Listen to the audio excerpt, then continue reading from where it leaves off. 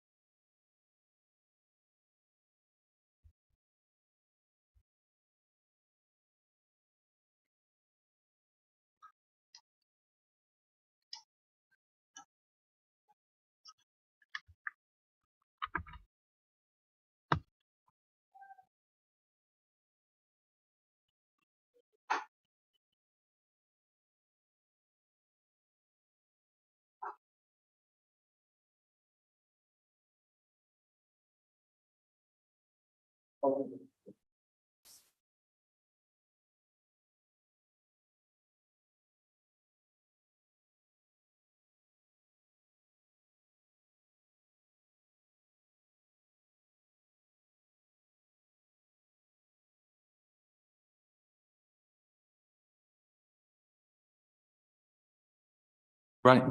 Good evening, everyone. Welcome to the first meeting of the Health and Adult Social Services Standing Scrutiny Panel for this municipal year. The meeting this evening is being held in hybrid form, with some members and officers joining the meeting online, and obviously others of us are in the room. The meeting is also being live streamed on YouTube. So could I please just remind everybody in the room that speaks to use their microphone, and if colleagues that are joining online could just ensure they're on mute and use the raise the hand icon if you wish to speak. Keith from Democratic Services is supporting our meeting this evening. Thank you very much, Keith. Anna-Marie will be returning for the next meeting. Keith, can I just check who we've got online within the meeting? Yes, we've got, sorry. Yes, we've got Councillor Ketan Sheth, who's, I believe, not actually part of the membership. Councillor Varleen Alexander, Councillor Javed Iqbal, John Chesters, and Roy Willis from Erskag. That's brilliant. And Roy is joining from Erskag and has two questions, that the first of which sits under the minutes item, but I'll bring Mr. Willis in at the appropriate point. Before I start the meeting, I just wanted to pay a warm tribute to my predecessor, Councillor Daniel Crawford, who served very effectively as chair of the panel for several years. He brought characteristic wealth, commitment, and passion to steering and chairing the panel, and I'm personally very grateful to him, and I'm sure colleagues will join me in extending our thanks to Councillor Crawford. And I will do my best to strive to serve with the distinction that he brought to the role. So I'll move to apologies for absence. I think the only apologies that we've had are from Councillor Kim Nagpal. Is that right? Yes, I believe so. Lovely. So we'll move to urgent matters. Haven't received any confirmation of urgent matters at this time.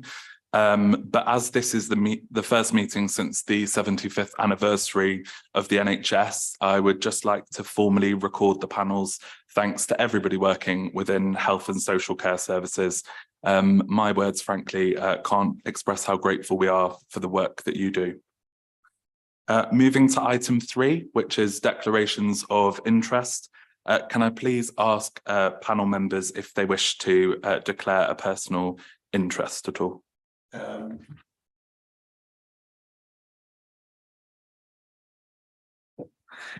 This is Ghulam. I'm one of the GP providers in the borough.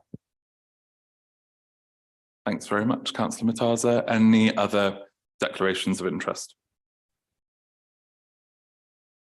Councillor Conti. I'm an NHS GP, but I'm not a provider. I'm a salary GP and I work in Hounslow, not Ealing. Thank you very much. And I suppose, as I have done before, I should also declare that I'm employed by the Nursing and Midwifery Council, which is included on my declaration of interest. So if there are no further declarations, I'll move to item 4, matters to be considered in private. I haven't been notified of any matters which need to be considered in private for this evening's meeting, which brings us on to item number 5. This is in relation to the minutes of our meeting held on the 12th of April. Can I ask panel members if those minutes were agreed and if there are any issues of accuracy? Agreed. Thank you very much. I know that. Chair. I'm sorry. Yeah. Right. Yes, I have. Yes. Okay, are we all good? Great. So I know that Roy, you have a comment in relation to the minutes of the meeting. I can see you're online. Can I come to you on that? Yes, of course, yes. Please do go ahead. Yeah. Yeah, it's just to ask the panel about obviously I noticed in the minutes that the working arrangements of the partnership boards are changing, and including the change of name to co-production boards, I believe. And obviously we welcome the changes. They're all very, very helpful from the service user and carer and voluntary organisations point of view, I think. My only query is to ask for a definition of co-production, and what definition are we using so that we're all clear about what co-production actually means in this context. Thanks very much, Roy. I think at this stage, I'm going to go to Kerry Stevens, who's our Strategic Director for Adult Social Services. Kerry, over to you. Thank you, Chair, and thank you for your question, Roy.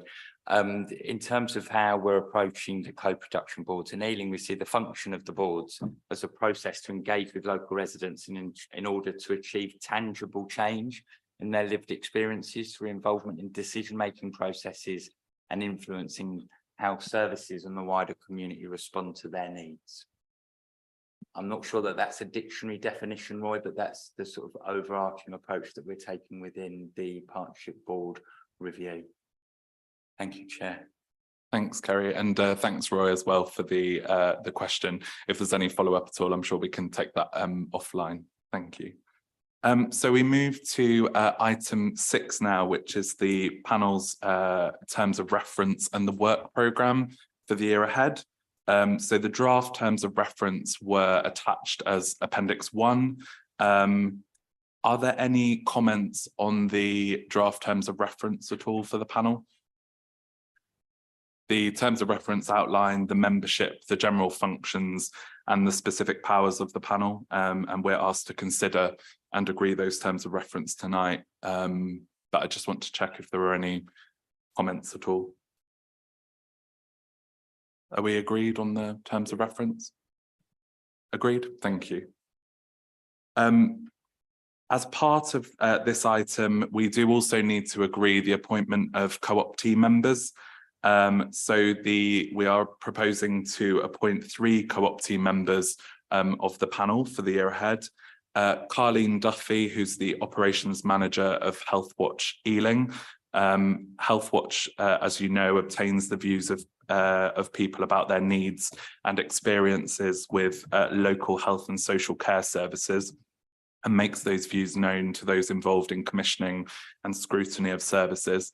I thought that Carleen was joining us online. I'm not sure that she's there, but I did meet with her very recently, and she's happy to contribute to the work of the panel. John Chesters is the second person that we're proposing to co-opt. John is attending on behalf of Ealing Community Network, which represents the voluntary and community sector organisations in Ealing, some of whom work with our most marginalised and vulnerable resident communities. And then the third person who's in the room and who I'm reliably informed has been on the panel since, I think, 2009, Alan Cook, who's a member of Ealing Health Watch, very active on health matters in the borough, representing patients and the public on health service reviews carried out by NHS North West London. And I believe you're also a trustee, Alan, of the Ealing Centre for Independent Living as well. So my proposal is that we co-opt Carleen, John and Alan. Any comments from Councillor Crawford? Sorry, could you...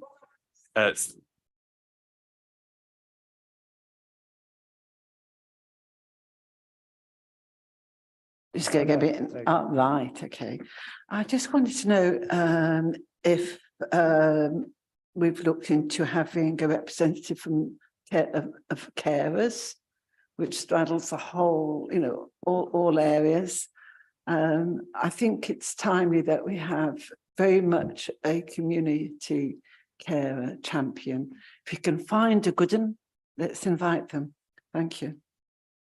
Thanks, Councillor Crawford. I think that's a really important point. We did reach out to ERSCAG to ask them whether they wanted to join as a co-optee member, but they were unavailable. But if there's any suggestions that colleagues have for a representative from social care or a carer, as you described, then really keen to make sure that we get somebody on board.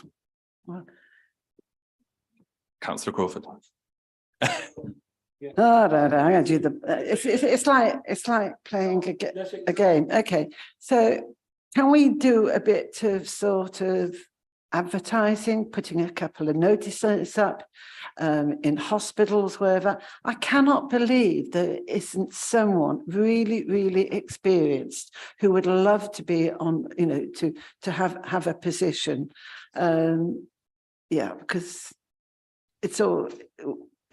None of this would function really without carers. Thank you. No, So, I completely agree. And perhaps next time we can have a response to see what efforts have been made to get a carer. Yeah, thanks. Lovely. I can see that Kerry wanted to come in on that point, and then I'll bring Councillor Matasa in as well. Thank you, Chair. Thank you, Councillor Crawford. It's certainly something we can go away and speak to the carers groups to ask for a representative. That'd be lovely. Thanks, Kerry. And Councillor Matasa. Okay, thank you very much. First of all, I must thank Alan Cook. I worked with him last year, learned quite a lot of things, and your presence will be beneficial to the board again, and I fully agree with the co-optee names. I second my colleagues Crawford's opinion that carer group, especially we have dementia champions in all of the PCNs.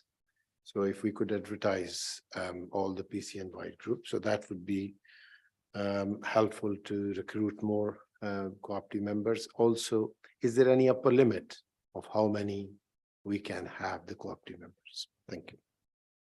Thanks, Councillor Matasa. I would have to come to Keith on the issue of the upper limit of co-optee members, because I'm not aware of that myself. I don't know, Keith, if you are, or whether we'd need to come back on that point. I think I might need to come back on that point. Sorry about that. And sorry, Keith, because I feel I somewhat landed you in with that one, given that Anna Marie's not here. So we'll come back on that point. No problem at all. So the other aspect of this item, so firstly, can I just check that we're agreed in terms of those co-optee members? And we're taking forward the suggestion as well that Councillor Crawford helpfully raised. So if I could move to the third aspect of this item, which is the panel's work programme, that has been circulated to all colleagues. It's a draft work programme, and we've tried to build in flexibility in terms of picking up any urgent items throughout the year as well. As part of the work programme, myself and Councillor Steed as the Vice Chair have had and are due to have a number of meetings. We've met with Kerry Stevens.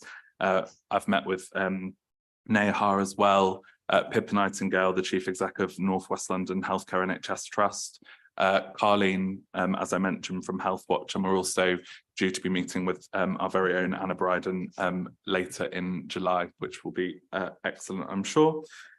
So if there are any comments or suggested additional items for the work programme, happy to hear them now, otherwise seeking approval. Councillor Conti. I think I mentioned this last year, I think, as well, was that I think it'd be good to look at outpatient mental health services. So we obviously looked at the changes to inpatients, that's important, but the vast majority of residents would access mental health services, whether it's counselling or mental health services through West London Mental Health as an outpatient basis. And I don't think in the few years I've been on the panel, I don't think we've ever looked at that. And I just think that would probably be something that would be worth looking at. I think that's a really helpful suggestion, and happy to take that forward. We can factor that into the work programme, no problem at all. Any other suggested items at all? Otherwise, I'm seeking agreement from colleagues on the work programme. Are we agreed? We're agreed. Thank you. So the substantive items on the agenda for this evening are items 7 and 8. So 7 relates to Ealing adult acute mental health beds, and we're going to hear about the enhanced engagement approach, and we'll then go on to the LGA adults peer review after that. I'd like to welcome colleagues from West London NHS Trust to the meeting. Myself, Councillor Steed and Councillor Kate Crawford visited the Lakeside Mental Health Unit on the 23rd of June, where we met Dr. Chris Hilton and also Catherine as well, to have a tour of the mental health beds there that have been re-provided. It was really helpful to see the provision, and just wanted to say on behalf of the panel, thank you very much for accommodating us. That was really useful, and thanks too for to the matrons and the staff at the unit as well. I know that there's a presentation that Dr. Hilton and Catherine are going to work through, so I will take panel members' questions after the presentation. So can I hand over to you, Chris and Catherine, so that we can hear about the outcome of that enhanced engagement approach? Thank you, Councillor Wesson, and thank you to the panel for inviting us back to provide the feedback and the emerging response on behalf of the Trust to the engagement activities that have been happening over the last year in respect of adult mental health beds on the St Bernard's site. It wasn't our intention to go slide by slide through a presentation as the pack had been circulated in advance, but perhaps if I provide a brief framework of the introduction, I'll hand over to my colleague who's Director of Transformation, Catherine here, who's done a lot of the work collating the feedback that we've received and has been developing some of the materials about our emerging response to make a recommendation to the Trust Board. Then we'd be very happy to answer any questions from the panel. I won't spend too long setting context, because the panel, I hope, will be aware from the papers and from previous meetings in the previous municipal year of the work that we've been doing. Ultimately, this relates to the quality and safety of the facilities that are available to us in our estates on the St Bernard's site adjacent to Ealing Hospital. We, as you know, occupy what used to be the site of the Middlesex County Asylum on the St Bernard's site, and some of those buildings date back to 1831, including the wards that were in the Wolsey wing, and up until the time of the pandemic, Hope and Horizon ward, which together provided 31 beds within the Ealing system. Some of you may know I'm a psychiatrist, and I've worked in the Trust for as a consultant for a decade. For as long as I can remember, we've always operated our beds as a 3-borough bed base. So we have other beds at Lakeside Mental Health Unit, which is adjacent to West Middlesex Hospital, and beds at Charing Cross Mental Health Unit, Hammersmith and Fulham Mental Health Unit next to Charing Cross Hospital. And together those acute beds, we operate as a pool, trying to admit people as close to their home base as possible, but always within the trust footprint. And we've been very proud as an organisation that despite pressures observed nationally, we've consistently been able to avoid using out of area placements and have continued to manage within our own trust footprint for patients wherever we can. So we entered the pandemic in 2020 with a number of challenges on the site, including many years worth of criticism from the Care Quality Commission about the safety of the care that we were able to provide in those old Victorian buildings. Matters related to sight lines, ability to keep the infection prevention and control requirements safe. We also struggled to staff some of those wards because of the quality of the environment. A decision was made during COVID to suspend the 2 wards in Ealing, and we were shortly afterwards able to re-provide, of the 31 beds that were suspended, we were able to re-provide 18 of them in some more modern facilities that we have at the West Middlesex Hounslow site. So that the net change in the number of adult inpatient beds for the trust was 13. All of the revenue costs from the beds in Ealing were ring-fenced and reinvested in other elements of our crisis mental health pathway. So we have a proportion of that allowed us to provide dedicated staffing for our health-based places of safety when the police identify individuals in crisis, to ensure that we have nurses attending to those sites able to respond. Previously, we would have taken nurses from the wards to manage those crisis presentations. We also invested in additional staff for our single point of access, the crisis line, and we put some money aside to work with local authority partners in order to support step-down care. So purchasing a kind of halfway beds for individuals who are recovering from a mental health crisis episode and are able to be stepped down from an inpatient ward into a more community-like setting. We have reached the recommendation at the Trust Board, having done some pre-engagement work and developed an outline case we need to make a decision around the permanent status of these beds, which have now been suspended for 3 years. And I wanted to acknowledge upfront some of the comments that were made in a previous panel conversation regarding the nature of the engagement that the Trust undertook. We had received advice from NHS England's regional configuration team regarding the nature of the changes that we were making. And on the basis of that advice, it was recommended, or it was advised to us, that it would be satisfactory to pursue something known as enhanced engagement. This is, in process terms, a slightly different approach to a full public consultation, but the Trust has made every effort to mirror the full process that a public consultation would have entailed. And I acknowledge that we've received significant feedback from scrutiny panel members, both in Ealing and in the neighbouring boroughs, about the early decision to pursue that approach. And we met with the scrutiny panel chairs around Christmas time and made some modifications to our enhanced engagement approach in response to that feedback, with a view to seeking to further and deepen the engagement we were attempting to undertake. So this presentation, to come back to you, is to summarize some of the learning that we have from the conversations we've been having with communities. And we've described this not deliberately jargonistically, but as our emerging response.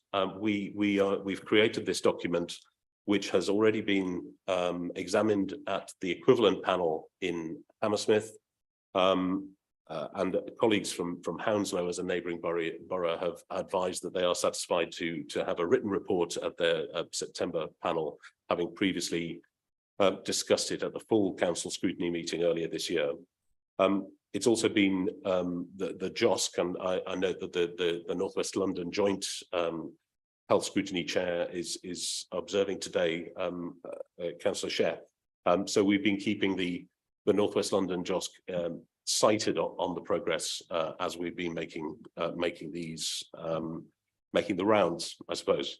What we intend to do today is to hear the feedback from you all as we have a discussion today, and we will incorporate the feedback and from this meeting into the document to inform a trust board discussion at our next trust board in public, which will be in September, with a view to the board making a recommendation about an onward decision. So, Catherine, do you want to take over and feed some of the feedback? Thank you, Chris, and thank you, Chair.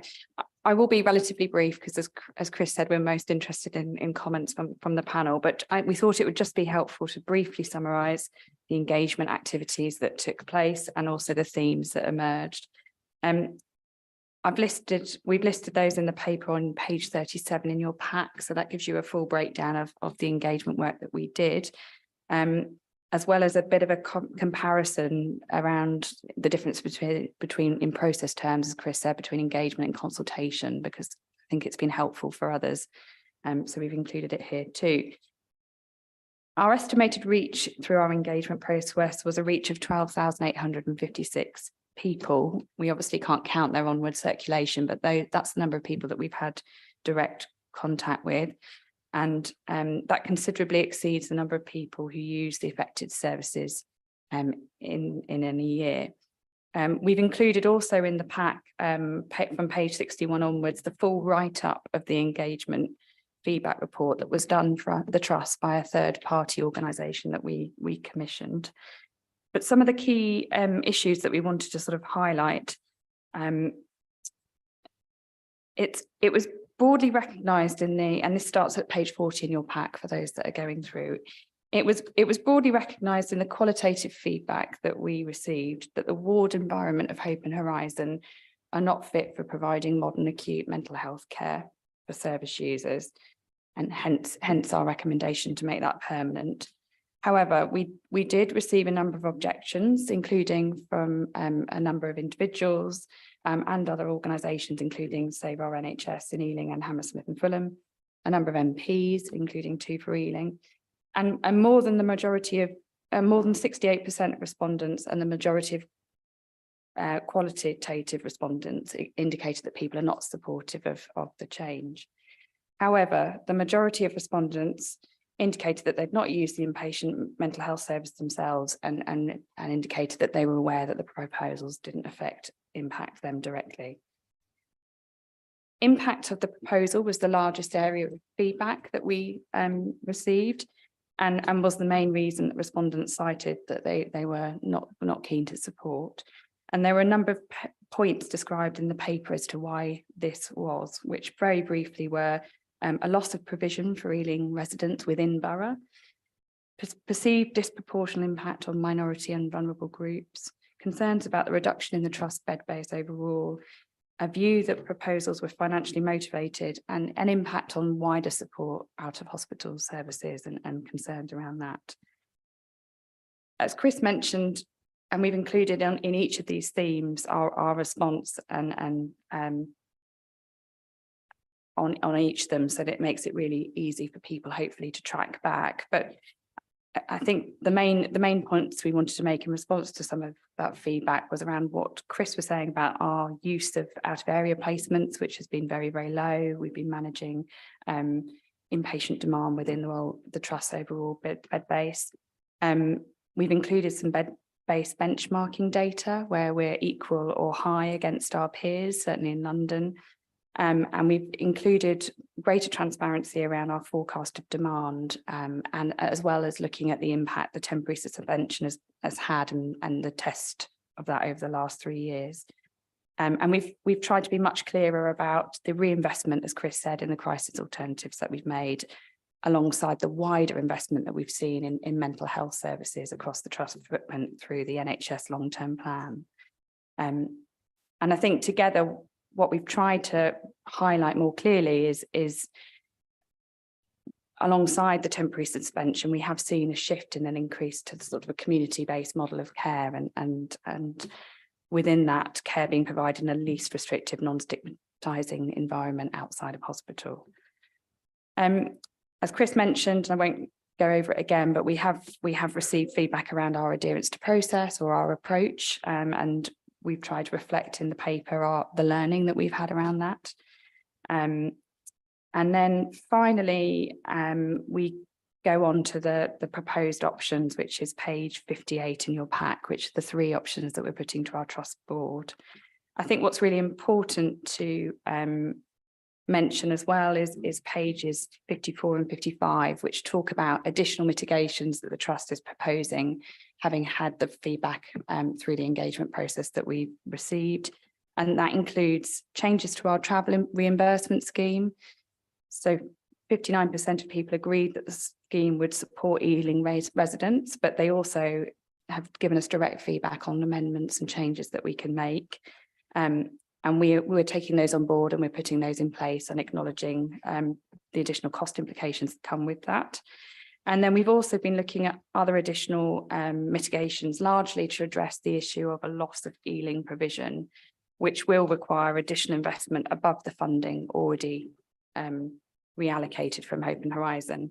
And those are included on page 59 for you, and include options around a rehabilitation triage ward and a mental health crisis assessment service, both of which we're in the process of scoping. I'll pause there because we'll go to kind of comments and queries and feedback. Thank you. That's really helpful presentation. Thank you. I will go to Councillor Alexander first, and then take questions from other panel members. Hello, thank you, Chair. In terms, can you hear me well? Hopefully you can. Yeah, no problem at all. In terms of, in the report, in terms of the funding for transport, I had sort of slight concerns, because in it sort of says, so in terms of the plan, it says that family and friends would need to pay for their transport and then get reimbursed, but it didn't sort of specify how long they would wait to get reimbursed. So I'm slightly worried that we might potentially, especially with the cost of living crisis, and it's very difficult for certain people, that they'll be short for money because they want to go and visit their family or friends in hospital. So I was a little bit worried about that.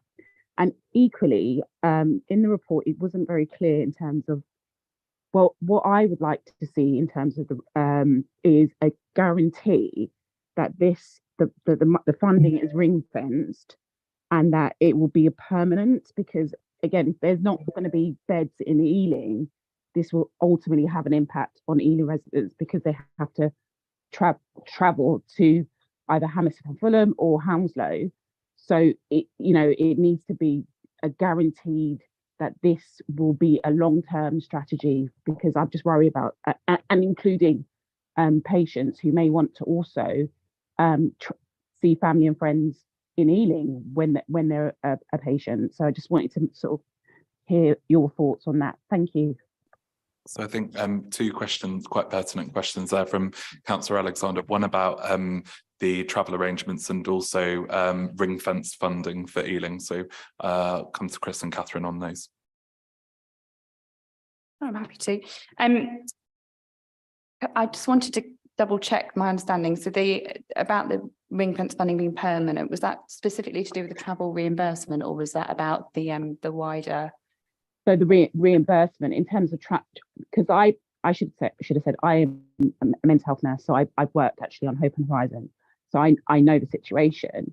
But equally, the last meeting, I know the wards have closed for 3 years. However, before, when we sometimes had people in, for example, Hammersmith and Fulham, there were families that were struggling and found it difficult, because remember, there's ward rounds.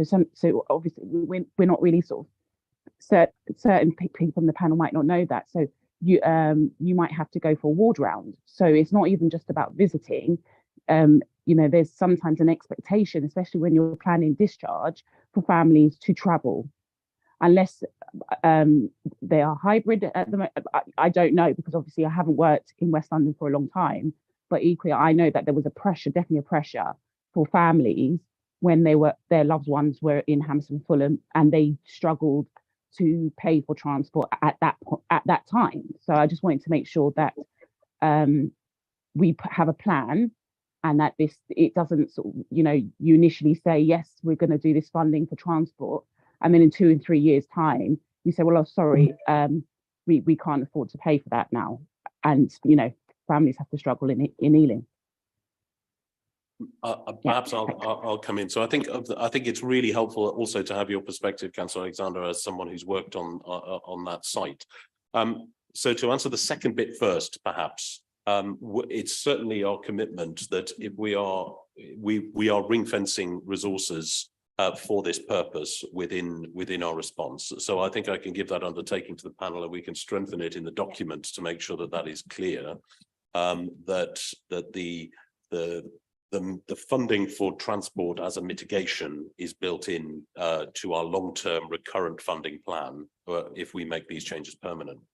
To go to the first point, I think that we've got a whole series of feedback around travel reimbursement, and it's something that I think was raised at a previous panel. Is not something we have previously offered as a trust to individuals who are admitted across borders, but because this will explicitly mean that individuals from this patient group are admitted across the border into a neighbouring borough, we felt it was something that should be explored as part of mitigating the impact on residents of this borough. And the feedback that we've received, we've explored. One of the bits of feedback was around the process of reimbursement. So we have policies and pathways within the trust already to reimburse other stuff.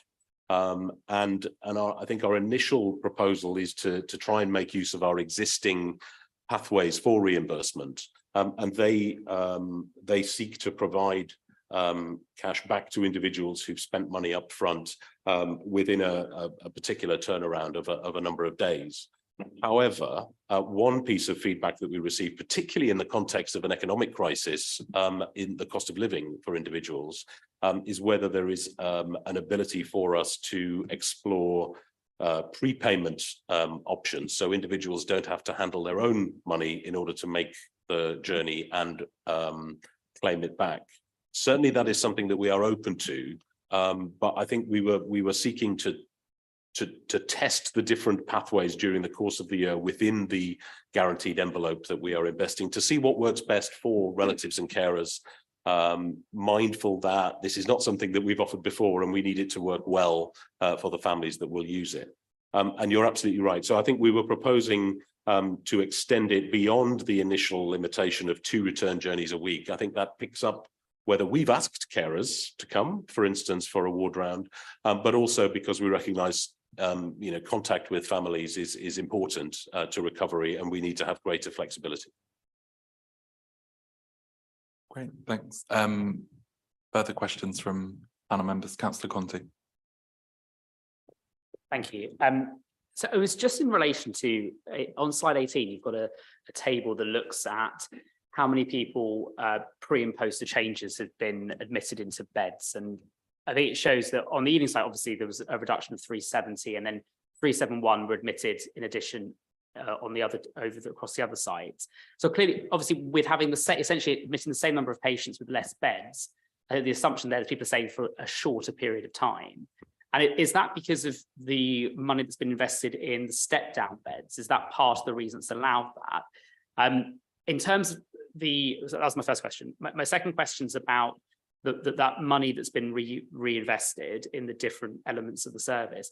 In terms of the single point of access, what sort of staff have been recruited? So is that mental health nurses, other clinicians? Who is it? That £227,000. What actually has what has been got for that? And in terms of the crisis team itself, so obviously you've got money for sort of places of safety, a step down bed to the ward, single point of access. But with less beds, I'm assuming that the crisis team are dealing with more people in the community. So has there actually been money that's been put into the crisis teams themselves to be able to handle a greater demand and management in the community? Thank you, Councillor Conti. I'm happy to address those points. So I guess the first theme is the changes in the number of admissions, and I guess it's worth reflecting that where there are a number of different initiatives that are happening in parallel with the work that's happening here in terms of the bed transformation. So we are working very closely with local authority partners in Ealing, but also in Hounslow and Hammersmith and Fulham, to make sure that individuals in acute beds are there for a reason, and that those who no longer meet the criteria to reside, or those who are clinically ready for discharge, can be moved on as efficiently as possible into a lower acuity setting of care. That work is separate from, but in parallel with this initiative. So we're working to a length of stay for this type of bed somewhere in the region of between 6 and 7 weeks. And during the time, the trust has moved its length of stay gradually down from a higher average during the last few years, and I think that work will continue in line with national trends. We also examine, to assure the panel, we also examine readmission rates. So we look to see whether individuals who are discharged when we feel they are safe to be discharged, then find themselves bouncing back into hospital, both within a 28-day or a 12-month period. And what we're seeing is we continue to perform well in terms of readmission rates below the national target, and Ealing doesn't appear to be adversely affected. So the answer is kind of multiple initiatives supporting making sure that the beds are being used only for those people who most need them, and that kind of accounts for the work, and that work will continue, including trying to make sure that individuals who need rehabilitation settings, individuals who are delayed transfers of care because of housing issues or any of the other reasons, are safely able to be moved into a better care setting. I think your second question was around the single point of access. The money has been reinvested into an additional staff member who's a trained call responder. So they're not mostly not qualified nursing staff. They are specially trained support working staff who've got the skills to respond to crises. We've also put in some additional management and a psychologist into the team to support the work of the crisis line. And in respect of the question around other support for crisis in the community, the money from this ward suspension, as you can see, I think on one of the slides where we break down the costs, most of the money has gone into other beds like for like. Of the 13, some of it's gone to step down beds and the rest has gone to single point of access and HBOS. But in parallel, we've had additional investment through the long-term plan to support development in our community services, including crisis response. So we are augmenting the community pathways in other ways. And during this time, for instance, we've also re-procured and entered a long-term contract with our colleagues in the Richmond Fellowship to deliver the recovery house beds that we have at Amadeus House. So and also developed crisis cafes, such as the one run by Mind at the Lido Centre. So there are a number of other crisis alternatives, but not funded specifically through this revenue stream. Thanks very much. Questions from other panel members? Councillor Crawford. Here's a stupid question. Just a second. Oh, Councillor Crawford, just your microphone, sorry. Pressing it went off again. All right, there you go. What's it? I'm curious to know what the St Bernard's, the NHS have walked away. Who owns it? Has the NHS been leasing it? And what's going to happen? Plus, depending on what happens, who's going to make the dosh? And if there's any dosh, well, you know, because I imagine it's ripe for development, hence us needing to keep to keep some beds and to be on the, you know, the future program. More big development. That's a big site. Explain yourself away. Thank you, Councillor Crawford. I mean, this alludes to the long-term site master planning for the Ealing Hospital and St Bernard's Hospital site. So the St Bernard's Hospital site is a West London Trust NHS asset. We own the land and we own the buildings on the land. We don't own the bit that Ealing Hospital is on, but that is owned by London North West Healthcare, so also an NHS asset for the Ealing community. And just to acknowledge and to emphasise, you know, West London Trust is completely committed to the Ealing Hospital site. One of the reasons that we're looking at the Victorian buildings is that we have successfully attracted a lot of capital investment, including £70 million just a few years ago to rebuild the Thames Lodge specialist facilities at the back of the site, and obviously the Orchard, which is also a highly specialist facility for mental health, is on the other side at the back of the site. But we are still we still have the old Victorian premises in the middle, and those from the borough will know that over the years the site has gradually shrunk, and some of the other parts of the site have been sold off for housing. If we make this decision permanent, it's absolutely the case that we will probably continue to use the premises for non-inpatient purposes in the short term. So that might include continuing to have office space, perhaps refurbishing part of it in case we need somewhere for a major incident, not suitable for everyday use, but in an emergency, we need to have decant facilities. We're exploring, and one of the mitigations I've listed on the slide is whether we could use some of the premises for an emergency facility that helps individuals in mental health crisis, office space, training space, that kind of thing. In the medium term, we will continue to be adjacent to premises that we are using for other care. So there's no immediate plan to to sell the building that we are talking about now.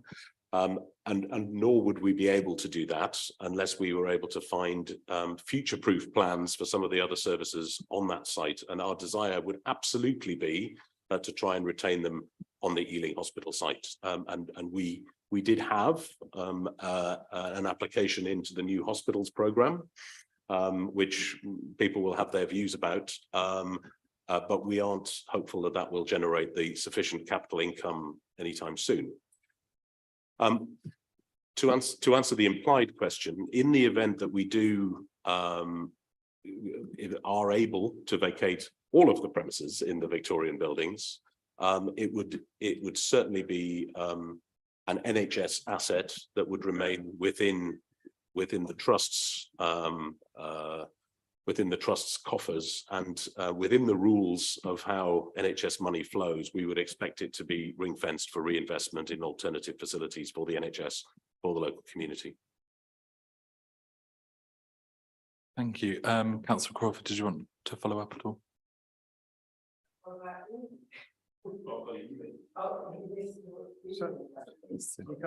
So Councillor Crawford's asking about Ealing specifically. I mean, I think we would be advocating for it to be for the Ealing community within the rules that we have of how NHS capital works. Alan, over to you. Thank you, Chair. Very interesting report, but I've got a worry about it. You talk about 5 issues of people complaining about Horizon. What would have been nice is to see some positive reactions from Ealing residents that have used the alternatives, because part of the thing is you're saying that the facilities aren't suitable, but it would have been nice to hear how other people from Ealing have actually used the facilities and say, yes, they're much better. if they are better? Thank you, Alan. I think that's really helpful for us. We do have some feedback about our alternative facilities, and whilst we're not pretending that Charing Cross Hospital Mental Health Unit and Lakeside are faultless or perfect, it's certainly our view that they are superior. And we do have feedback, including a series of qualitative interviews that Healthwatch has been undertaking on our behalf with users of the mental health inpatient services, providing feedback about the environment and experience of care, and we'd be very happy to incorporate that into the report and to share it with this panel in future if you'd be interested. Yeah, I think the panel would certainly be interested in that. Councillor Murtaza. I was just wondering, has the CQC visited the site and approved it not suitable for purpose? Or has they commented that this site is not suitable for the purpose? Yes. They visited on a number of occasions, and I'm happy to provide you with the references from our CQC written reports about their concerns about these particular facilities. We also have a lot of informal engagement with them. Most recently, the head of mental health for the CQC visited the site, and I showed him around the facilities that we have, both the new stuff for the specialist services and also the wards that are closed. And we understand their written comments in all of our reports about sites that are not fit for the purpose of delivering modern mental health care to refer, including to Hope and Horizon wards, the ones that we've suspended. Thanks. Did you want to follow up at all, Dr. Murtaza? Councillor Steed. Yeah, just on a point of information, and picking up on the point of Mr. Cook, we were invited to go to Open Horizon, and in the end we said, well, we collectively said no to that and went and saw Lakeside instead. For those of you who haven't seen the video, which I mean, it may be fairly selective what's on the video and what isn't on the video, but I do concur that, I mean, what you see on the video, it does look like some kind of Victorian prison, basically. There may be more pleasant aspects to it, but it did look pretty grim, I have to say. Thank you, Councillor Steed. I mean, obviously there is the purpose of those videos is to make the case that we are describing, and we do compare Open Horizon ward with Lakeside Mental Health Unit, which is where we've re-provided 18 of those beds. And I do not pretend that Lakeside is perfect. There is work to do at Lakeside as well, but certainly Open Horizon ward, when opened, was an entirely different model of mental health care. It's pre-Victorian. In 1831, the rooms were described as cells when the asylum was opened, and that feeling retains. We did refurbish it at the cost of several £1 million not that long ago, certainly since I've been a consultant in the trust, and despite that, we're unable to mitigate the complexity in a listed building of very solid walls and an inability to provide what we would like around sanitation and open space and access to ventilation, etc. So the link to the video is on the Trust website. I think it's included in the pack, westlondon.nhs.uk/EalingMH-beds. There are video materials explaining and showing what we're describing. Thanks, Chris. I can see VJ is indicating online. Let me just put my video on. Hi everyone. Good evening. I'm VJ Taylor. I'm the Borough Medical Director for Ealing. I just wanted to, really reconfirm what Councillor Steed has said around the premises, particularly the internal configuration of Hope and Horizon. I've been there. I've been to visit it.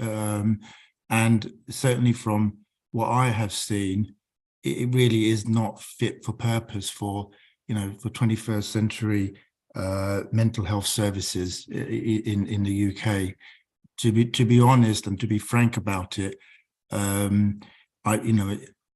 do honestly believe that if in the current climate of how we should be delivering mental health services, if patients are admitted to Hope and Horizon now, in terms of the therapeutic intervention that environment and premises offer, I think it would be detrimental to their mental health personally. And it really is not in the right state and in the right environment for inpatient mental health services when these individuals are very vulnerable and fragile and require a level of support and intervention to really try and improve their mental health.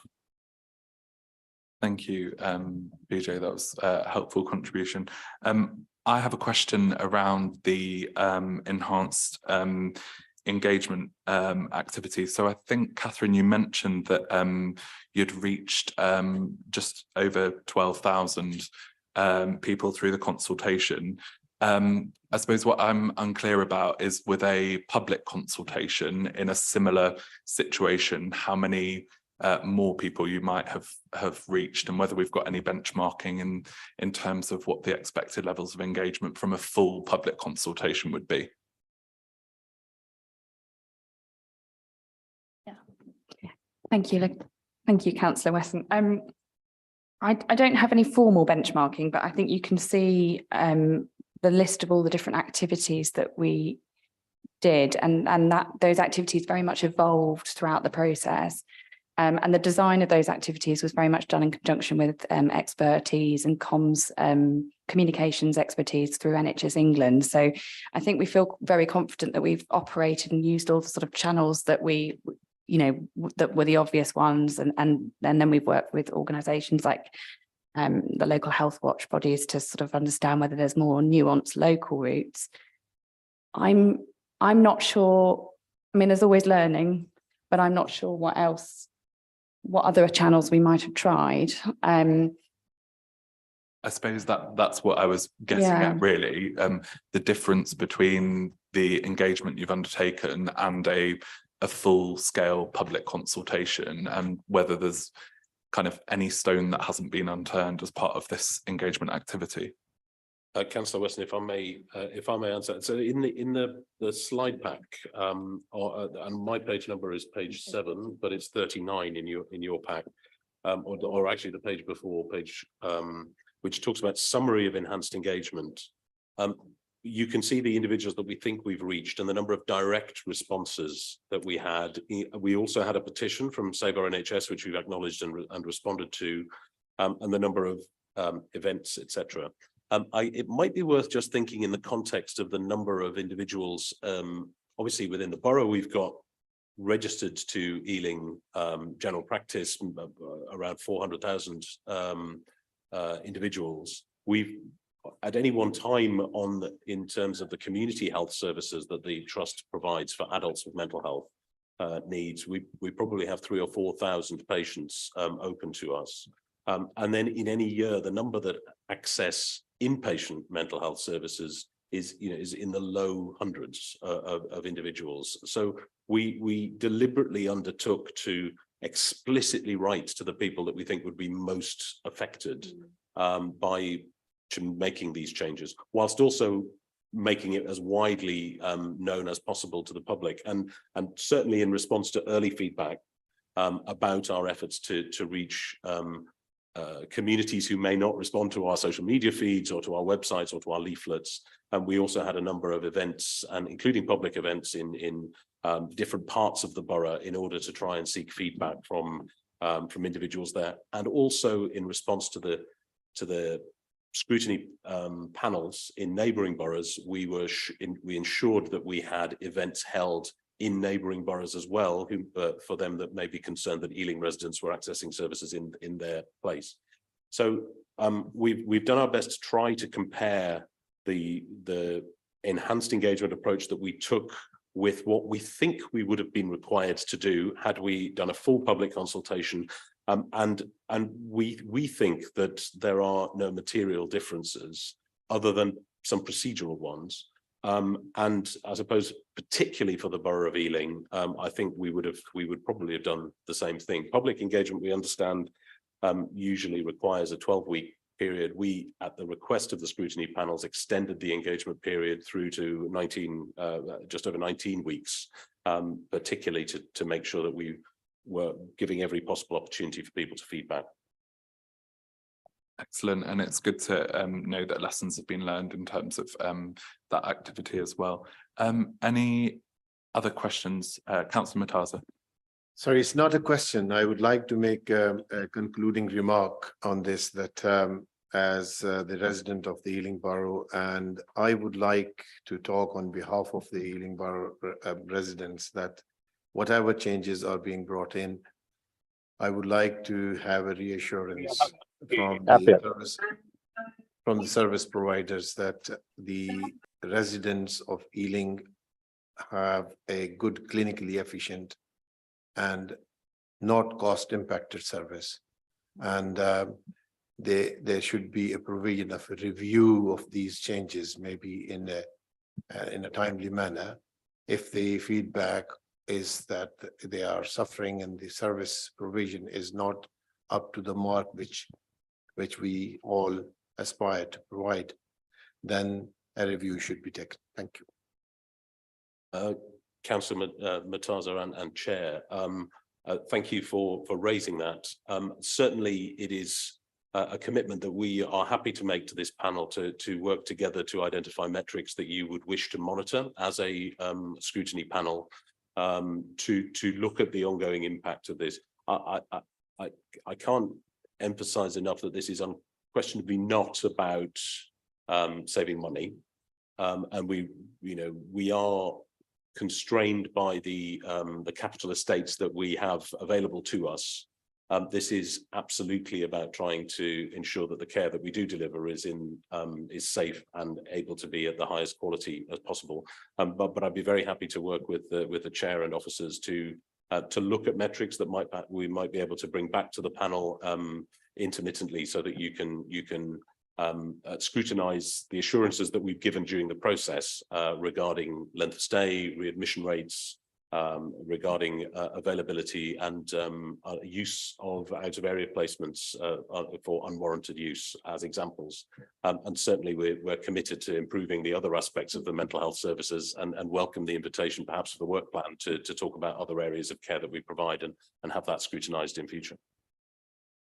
So I say thank you, Chris. Thanks, Catherine. I think that's a really good suggestion by my colleague, Councillor Mataza. And we have an item on the work programme around the performance framework for monitoring health across the borough, and actually working together on some metrics would be really useful. So I think in summary, we do as a panel have some concerns about the loss of beds in Ealing. They have been shared again with you this evening. We note that the decision will be taken by West London's board, but we would ask you to think specifically about enhancements to the travel arrangements for families, which was covered very properly by my colleague, Councillor Alexander, earlier. But thank you very much for your time this evening. Great. So with that, we move to item 8 on the agenda, which is the LGA adult peer review. I'm inviting Kerry Stevens to inform members about the report. It provides the panel with the outcome of the LGA peer challenge of our adult social services, which was conducted in February of 2023. The next meeting of our panel will be receiving a further report which sets out how Kerry and his team will be addressing the challenges which have been identified in the review. But Kerry, can I pass over to you to summarise, please? Thank you, Chair. So just as a brief background, the Care Quality Commission have got new rights and powers in inspection of adult social services departments across the country. In preparation for the new inspection regime, Ealing Council took the decision to engage with the local government association's peer challenge programme. We were the first authority in London to engage with the peer challenge programme. The programme was led by a director of adult social care from Suffolk, and lead officers and cabinet member from across the country. The this was a preparation process. This clearly wasn't an inspection. This was to give us an understanding of what some of our areas of weakness would be. With it, as Councillor Weston has said, we'll be bringing back a work plan, which will set out the actions as a result of the LGA peer challenges. But I'd just like to draw your attention to some of the areas of focus on page 112 within the pack. The LGA said that the council's new administration had a very clear political direction, which was driven by the leader and his team, and they thought that was a strength within the organisation. That they saw the council manifesto clearly reflected within the corporate plan. High level and innovatively bold and ambitious visions for the community from the council and within partnerships. Strong relationships with partners and care providers in Ealing, positive environment within the council that promotes equality, diversity and inclusion, and that there was also a mention of Ealing having a really strong approach to how young people transition from children's to adults services, and lastly that the Ealing staff are committed, passionate and invested in the lives of local people. So there's some really positive things to come out of the peer challenge, but that's not why we asked them in. We asked them in to prepare us for the CQC inspection. Just to take you very quickly through some of the areas of development that we're seeing from the inspection. So there was a clear priority for us to take forward work on defining our vision and communications with the local community about adult social care within the council. And there's a clear piece of work around quality assurance of practice, case file audits, etc. within the service, noting on workforce development and equalities within the staff group, and that's part of the challenge that's faced across London and nationally in terms of recruitment, retention of staff. Community engagement and co-design, I think we mentioned earlier with Roy's question with regard to the development of the co-production boards. Market management and demand management, partnership working and statutory change. So these are all the areas that we'll be bringing a work plan to the committee in the autumn to provide updates, Chair. But really just wanted to share this document and to take any questions from the panel today. But as you say, the assurance will be in keeping us scrutinised in terms of the work plan based on the outcomes of the peer review process. Thank you. Great, thank you, Kerry, and thanks to the team as well for pulling together that paper. And as you say, it won't be the last time that we see it. I do have a question, and I'll also open up to panel members as well.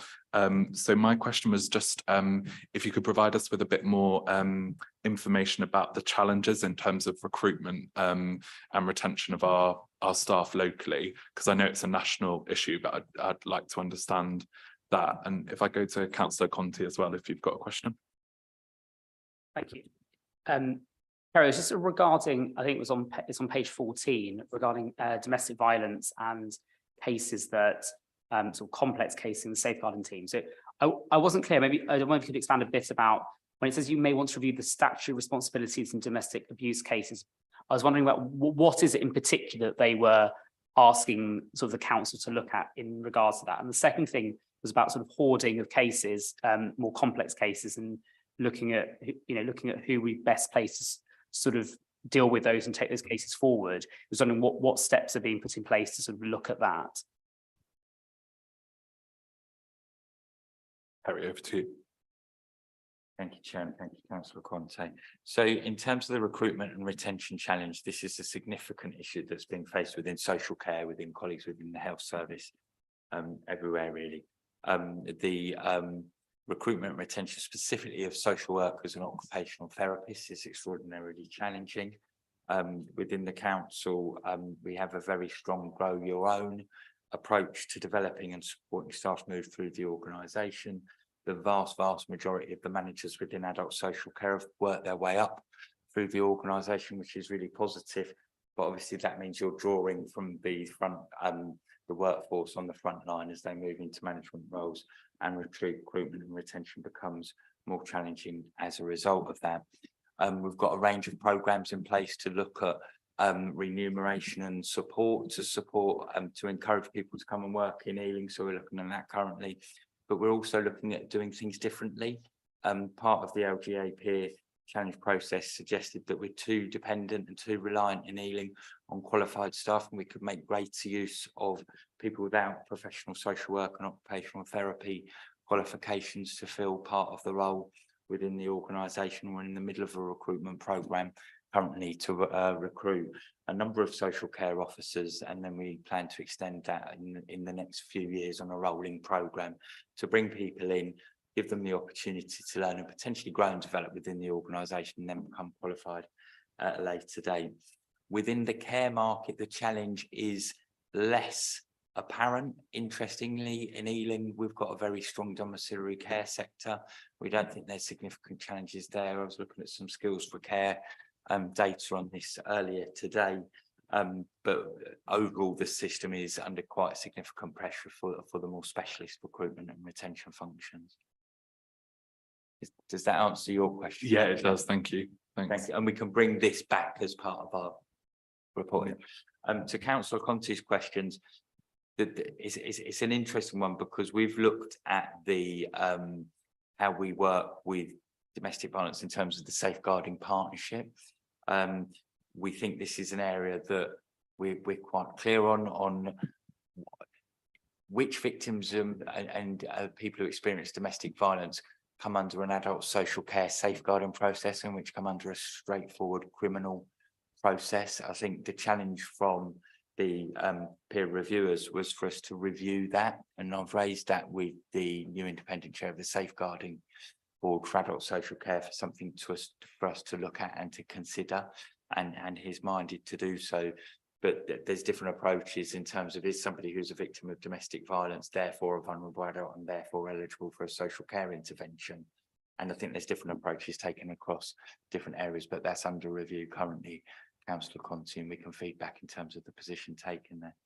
In terms of the hoarding position, again, this was a really useful reflection for us, because should all hoarding cases be considered as a safeguarding issue or a social work intervention issue? And again, within the partnership, we've got a complex casework review panel, which does look at cases where people hoard within their homes. We work very closely with the fire service, the police, with NHS partners within this space. But it's understanding it is the most effective response to all hoarders within a safeguarding framework. And I think the suggestion was it's not always that issue. It may be more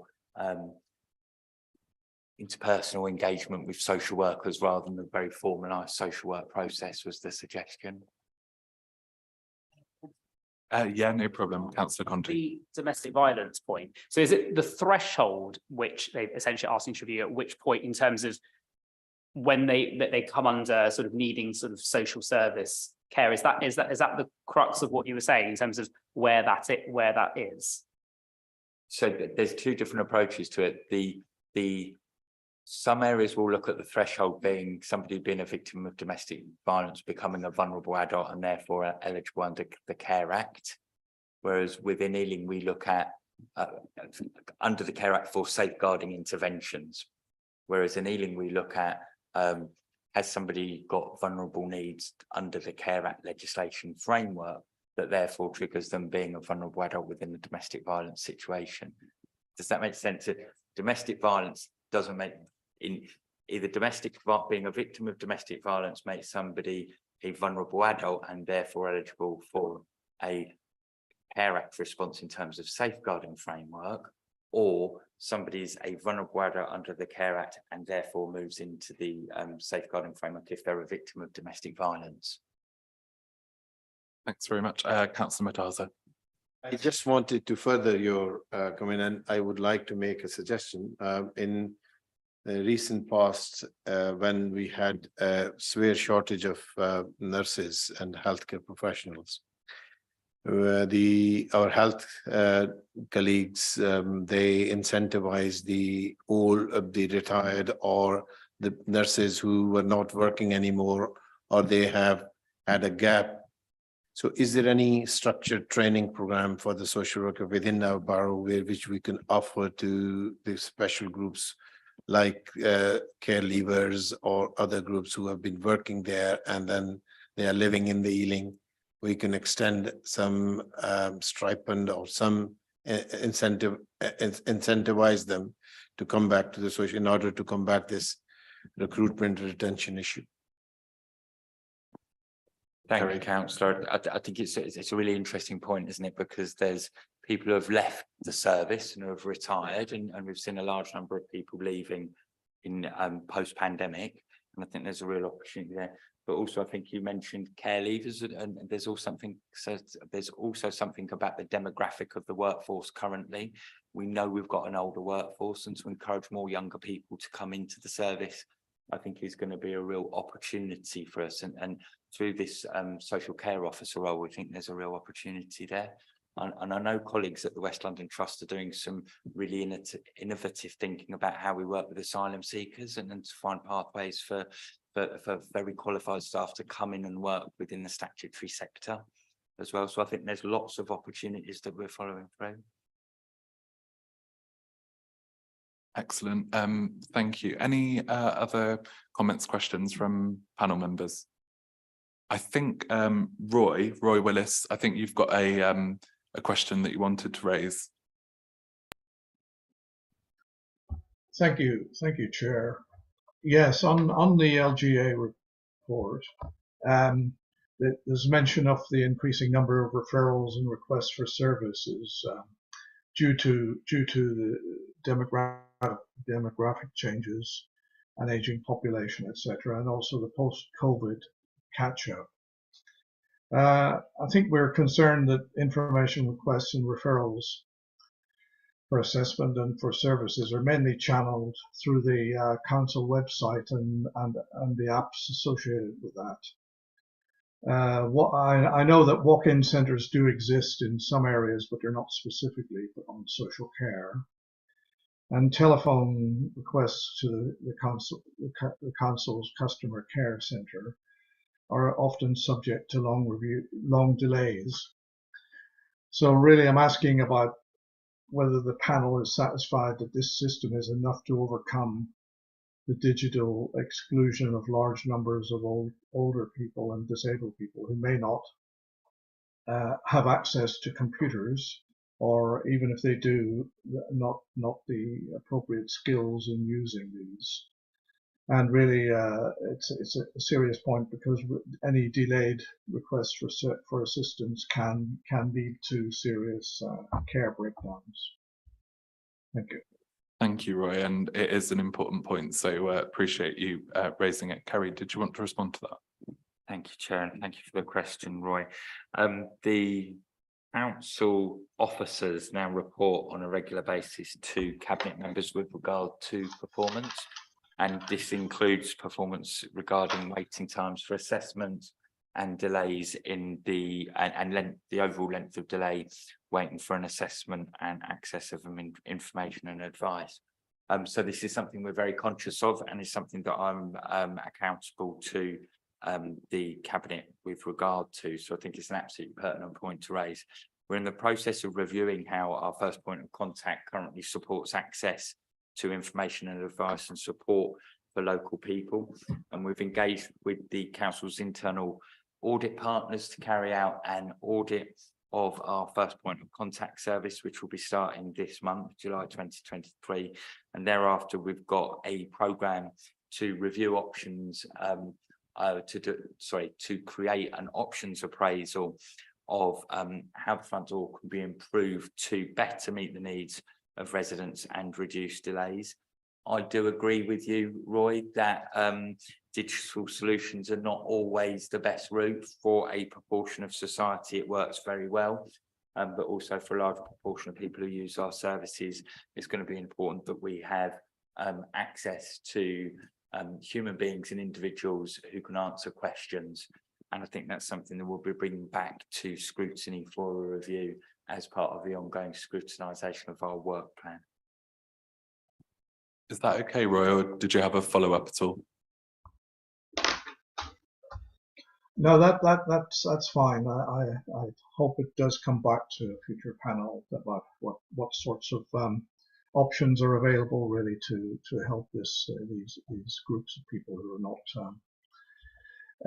associated with IT in the best possible way. Thanks. Lovely. Well, thank you very much for that question. Any further questions before I conclude this item? Councillor Steed.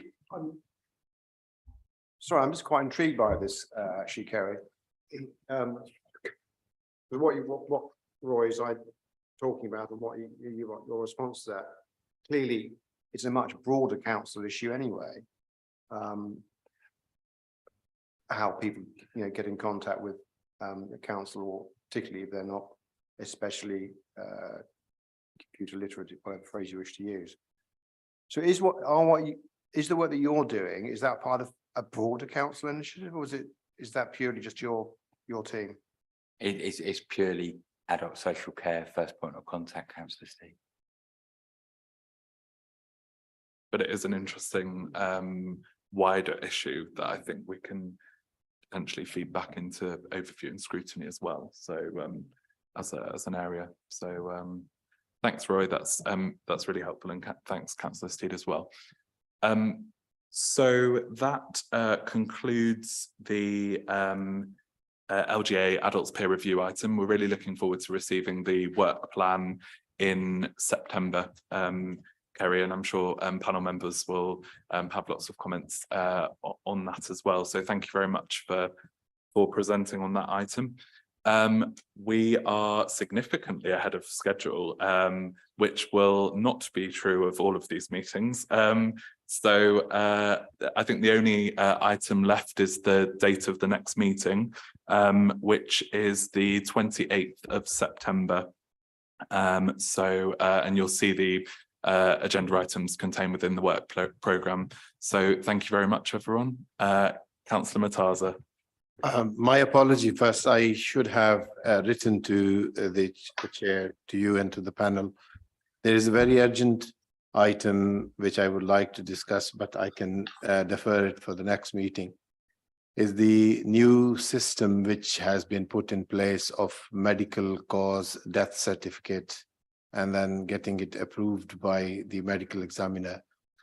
I have got feedback, and I have personally encountered few issues where this is a very, very painful process. It has become a very painful process, especially where some of the ethnic groups want to bury their loved ones, and especially if it is on the weekend. But I just wanted to mention this. I'm going to write it to yourself, and we would like to bring this into the next meeting, if that is okay. Yeah, no, that's absolutely fine. We can take that offline, and I'm very happy to make sure that we have a response to that issue. I'm glad that you raised it, actually, because it's also come across my desk as an issue. So it is something that people are finding difficult, and I think would want to address. So we can take that away as an action. Anna. Sorry to jump in. I think I might be right. I'm about 90% sure that I think Neha's bringing an item on that to the next Health and Wellbeing Board, which is 20th of September, so just before the next meeting. So that will obviously be published online with those papers, but just to be aware. Oh, that's really helpful, and we'll pick up with Neha about that separately. Okay, so I am now concluding the meeting. So thank you very much, everyone, and see you on the 28th of September. Enjoy your evening.